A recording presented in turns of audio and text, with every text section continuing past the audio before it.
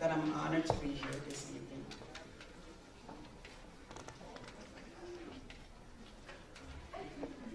I'm told not to say honorable, so I have to remember that. Our guest speaker, Mr. Ellis Coffey, our illustrious trailblazer, first of his kind, Consul General of Georgia, platform guest, our president of the River G Association in the Americas, Lama Board of Directors, and members of our community clergies. I would like to pay tribute to my girls. Zeus, Kevin, if you're here, please stand up.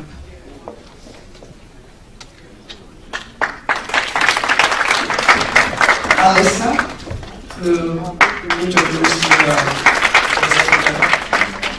My mother and my aunt are also here, family are here. And as I said last night, the very essence of me, the man who keeps me in balance, my very center, Sid Media. My fellow Liberians, ladies and gentlemen, I wrote a speech to talk about all of the things that are happening in Liberia, but I don't think that's why we're here. I think we're here to talk about all of the things that are happening for us. As Lady Farah said before, we find our strength, and we use our strength to accomplish whatever we hope to accomplish. As our guest speaker said, everything is in the attitude. When I was a young girl, I had a code I used to recite every time.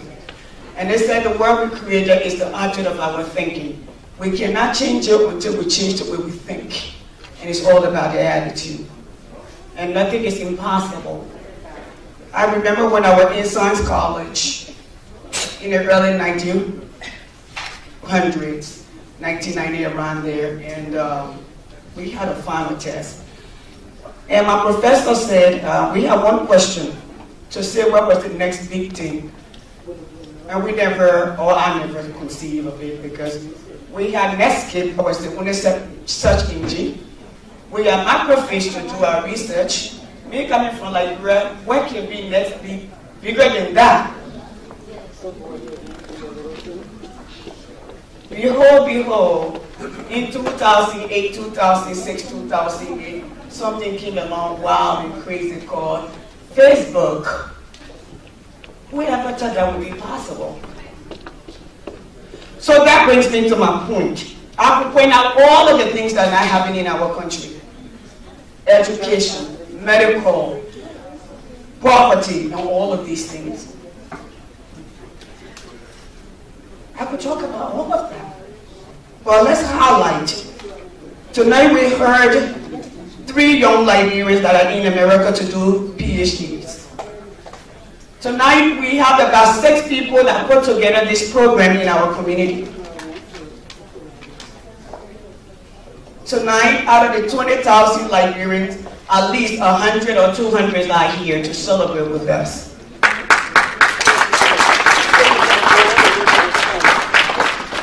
And that should be highlighted. This evening I visited the field and there were about 300 to 500 Liberians celebrating their independence. We should celebrate them. But I would also highlight what has worked for us. 40 years of Lama has worked for us. And you know, for those who are listening, there's no testimony without text. 19 women and men established Lama about 40 years ago. Just as young Liberians, according to them, there were about 50 on means of networking, trying to navigate the newfound home, immigration, healthcare, maybe just a change of clothes. Along that line, about 20 years later, we're about 20,000+, and 2-3 generations later. And that generation is taking the lead. We honor a young lady last that Philippa Ross, which is about 25 years old. So that's a generation leader who has served us in the education department for over 4 years now. We have young Liberians who have come to lead the road, to help us out. When I took over earlier on, we have a lot of young Liberians involved. And what I would like to ask our young people is to not give up on the future that you hope for, the future that you want, the future that you envision. Nobody can build that future for you. You will have to roll up your sleeves. An idea is merely an idea. A dream is merely a dream, just as is. The way that dream can come to pass is by bringing the moving parts together, weed it into whatever you like, and create what you want. That brings me again to recite. The world we created is the object of our thinking. It cannot change until we change the way we think. When we wait at home and call and say, is there somebody there before that can come? No.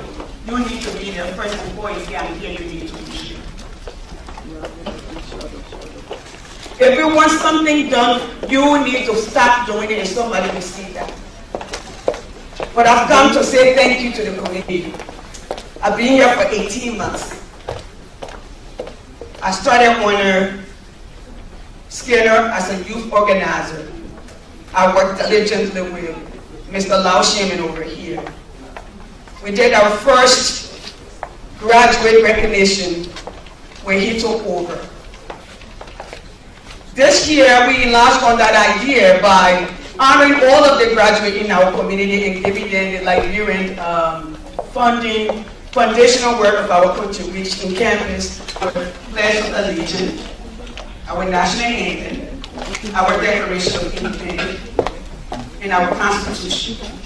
Because we believe an educated citizen who understands his or her right and responsibility is the best citizen. Because they're in the position to hold their governing body responsible. Now, we can find out all of the fault that is with administration, that with Lama, that with Liberia. But the change starts with us. It starts tonight as Lady Farage, Justina Farage, you just saw. She is a minister and a wife to Bishop Farage. When I was looking for someone to help out, she said, Auntie, I will do it. I was like, how come? You have an organization you're running, you have a church you're running? She said, I will do it. She came up with her team. And I like this gentleman, Setro and his wife, who said, Madam President, we have to keep it going. But let me pause for a second. Mama, please stand up. Please stand up.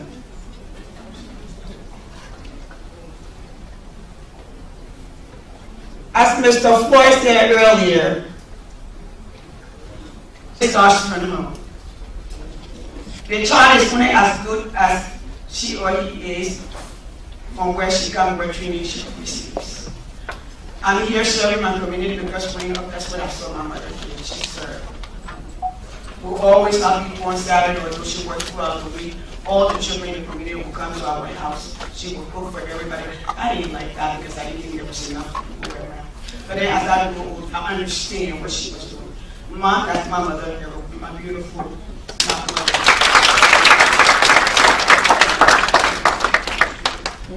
And as I grow older, I don't want to be like her, but I'm changing to just that. And sometimes people ask, what do you do when you do?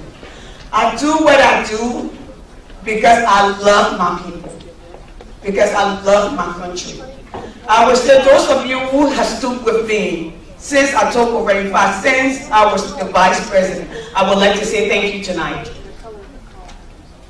The little word that you say when you pat me on the back and say, Madam President, you're doing well, it encourages me to want to do more.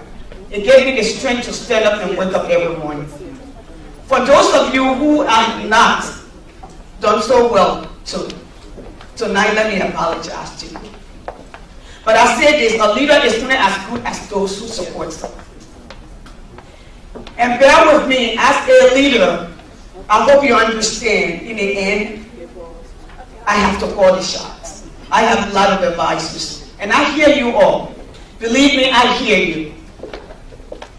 But I take what you give me and what everybody else give me, and I lead upon it, and I pick what I think is good for our community. Sometimes it's not where you think we should be. Sometimes it's where we ought to be. And sometimes that's the vision that the leader has to carry. Sometimes it's hard. Sometimes it's rough. In my house, I tell you, my mom will tell you, if you need somebody to tell the truth, I put my face the other way and let you know the truth. You may have heard, but we'll talk about it later. So I am forthcoming. But tonight, as we celebrate our 170th birthday or Independence Day, we have a long way to go. But we also have come a long way. 14 years of civil war, a quarter of our population were destroyed. That did not destroy us. It will never destroy us. My hope is that we've learned from that. My hope is that we rise from that. My hope that we stop the exclusion and be more inclusive. As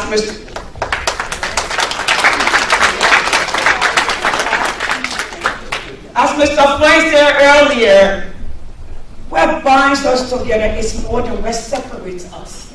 We are Liberians. You know, I go and people say, I don't want to be a part of the Liberians. But guess what? The first thing when something goes wrong with you, who do we call? We Liberians.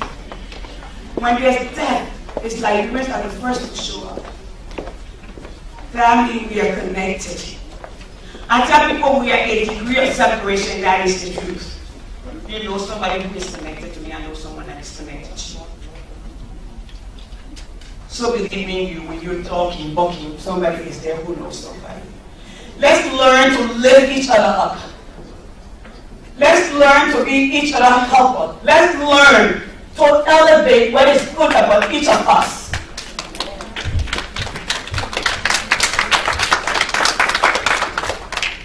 If my strength is your weakness, let me be that. If I'm weak, let your strength be my strength. Let me soar it. Let me use it. We all cannot be engineers.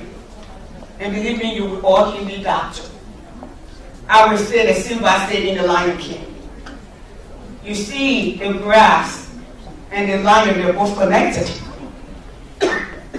Guess what? The antelope needs the grass to survive.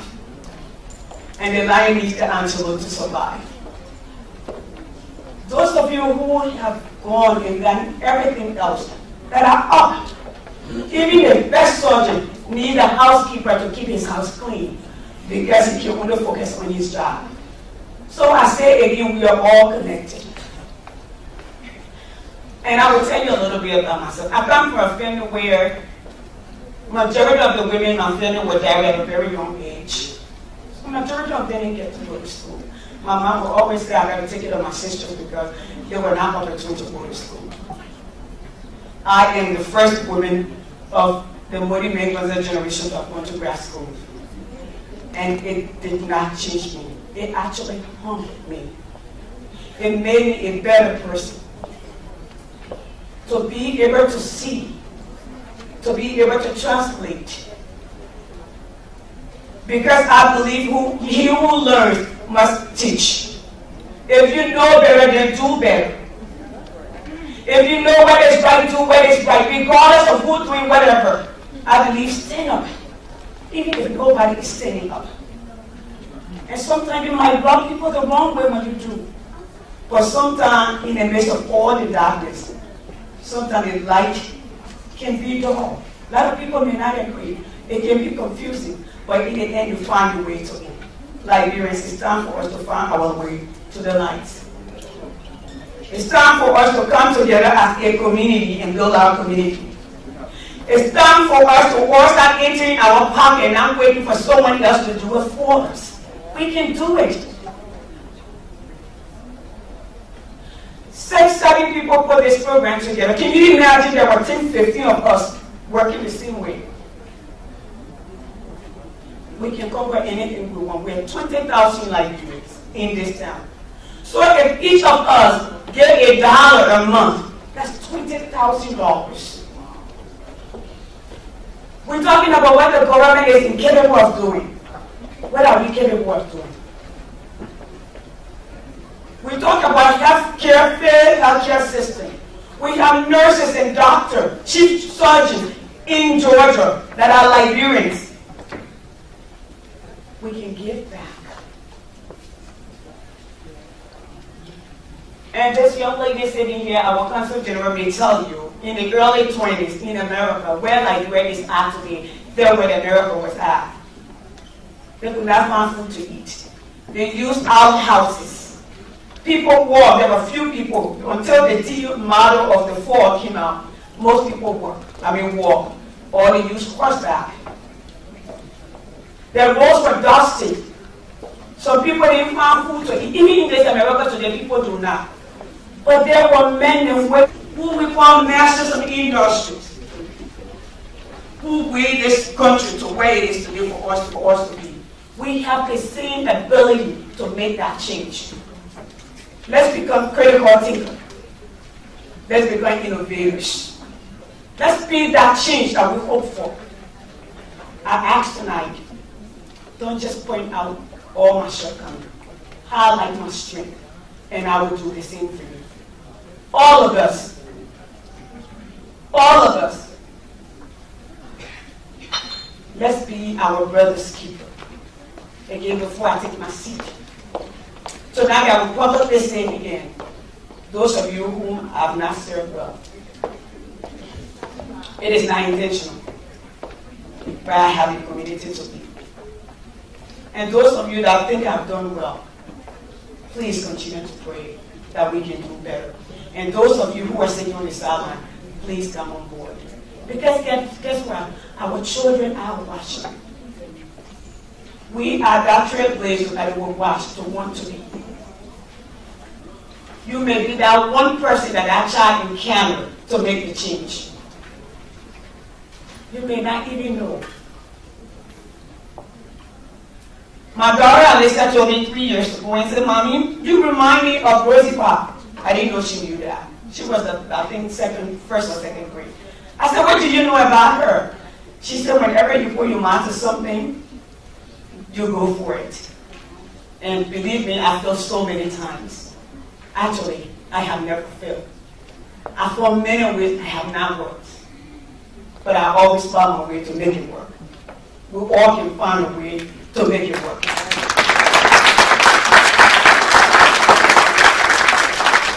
So tonight, my fellow Liberians, let's find a way to make it work. We can make our community work. We can make our country work.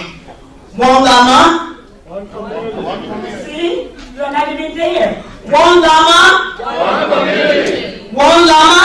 One community. Thank you.